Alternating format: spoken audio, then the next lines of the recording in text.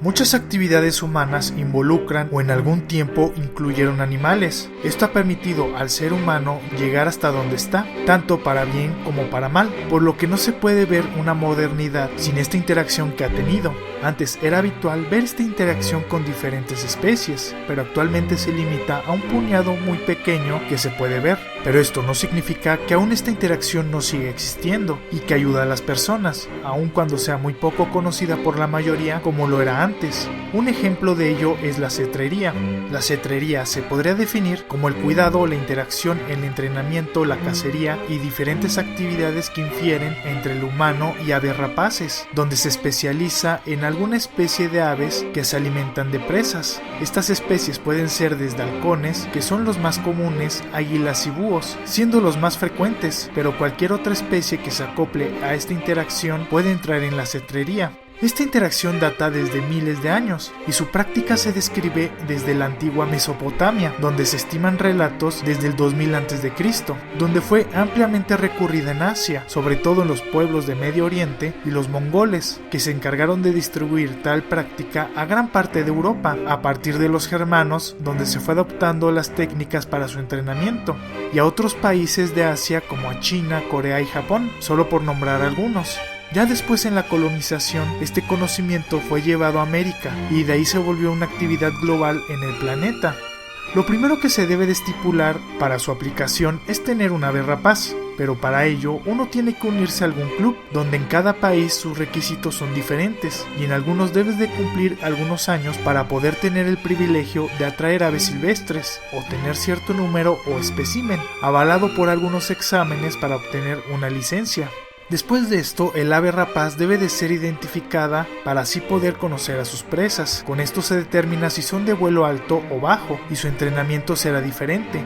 Lo segundo es el equipo que se necesita. Lo primero es llevar un guante o una protección en las manos. Esto porque sus garras son muy filosas y corresponden un peligro al sujetarse, desde que te lastimen por la presión que ejercen hasta cortar algún vaso sanguíneo. No porque quieran agredir al cetrero, sino al acomodarse, al sentir que se van a caer o al percibir movimiento y por instinto apretar con más fuerza sus patas. Además de que el guante es mucho más rugoso y no se resbalarán. También es importante que el ave lleve cierta indumentaria. La primera es una capucha que se coloca sobre la cabeza y con ello cubrir sus ojos. Esto con el fin de que no se espanten cuando se manipulan en los primeros momentos de su entrenamiento, pero se seguirá utilizando para que cuando se trasladen a algún lugar estén calmadas, siendo la capucha la indumentaria más importante, la cual puede ser de diferentes materiales de cuero. El más común es de canguro y presenta diferentes estilos. El segundo son unas tiras de cuero que se amarran a las patas llamadas yeses, esto para sujetar al ave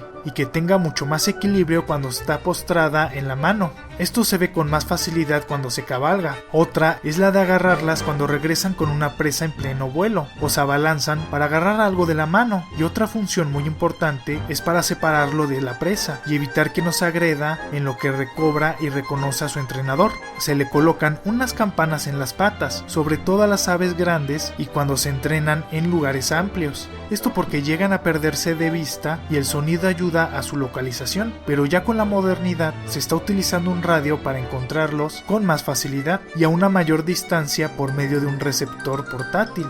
Para su entrenamiento se utilizan varias técnicas. El objetivo es que con una señal sonora, el ave ante tal evento tiene que ir por la presa o su comida, esto con el fin de que obedezca una orden y asocia el cetrero como una forma para obtener alimento de mejor manera. Primero se comienzan con pequeños vuelos hacia la mano para crear un vínculo en un ambiente cerrado y controlado. Después se entrenan en campo para llevar un entrenamiento con un señuelo, para posteriormente cacen presas vivas. Esto resaltado a grosso modo, pero cada lugar tiene diferentes técnicas y costumbres. Su mantenimiento en el hogar es complicado, ya que cada ave presenta diferentes requerimientos y para tenerlos es necesario que se cumplan. Estos están estipulados en muchas leyes de los países y si no las presentan o no hay especificaciones en tu país, puedes basarte en la legislación de otro para que estén lo más cómodas. Requieren de una casa donde dormirán mientras estén descansando, que es durante la noche o en el día según la especie y sus hábitos, en el cual debe de tener una percha donde se acomode. Esta debe de tener un grueso que impida que las garras delanteras toquen a la trasera, pero con el diámetro adecuado para que puedan abrazarla en unas 3/4 partes. Además de que el recinto debe de tener un espacio suficiente para que se puedan girar y no lastimen su plumaje.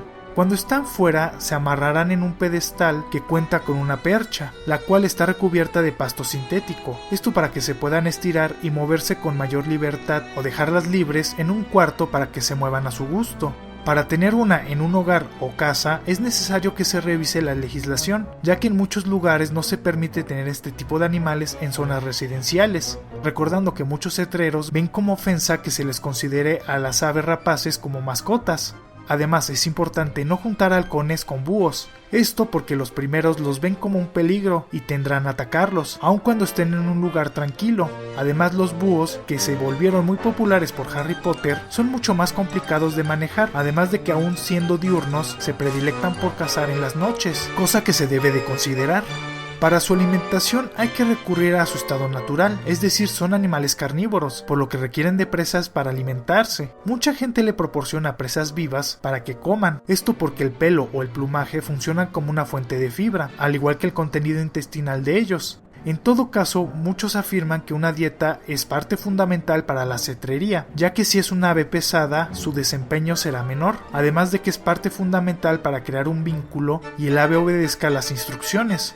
En algunos países requieren que las aves tengan un anillo o banda de identificación que se le coloca en la pata, esto con el fin de llevar un registro del ave, además de que demuestra a quién pertenece, con el fin de legislar la pertenencia de las aves para prevenir el tráfico ilegal. Además, no todas las aves rapaces pueden ser usadas para la cetrería. Esto va de la mano de que no se puede capturar cualquier ave, o las personas requieren de los permisos adecuados. De no ser así, se estará irrumpiendo en un delito federal dependiendo del país.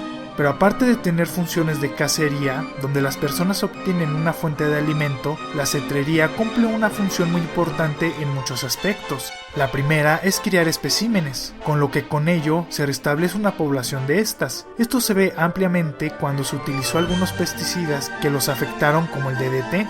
La segunda es que solamente se puede capturar aves jóvenes, ya que las adultas, aparte de ser mucho más difíciles de entrenar, si son atrapadas queda eliminada toda posibilidad para su reproducción en vida silvestre, afectando la naturaleza.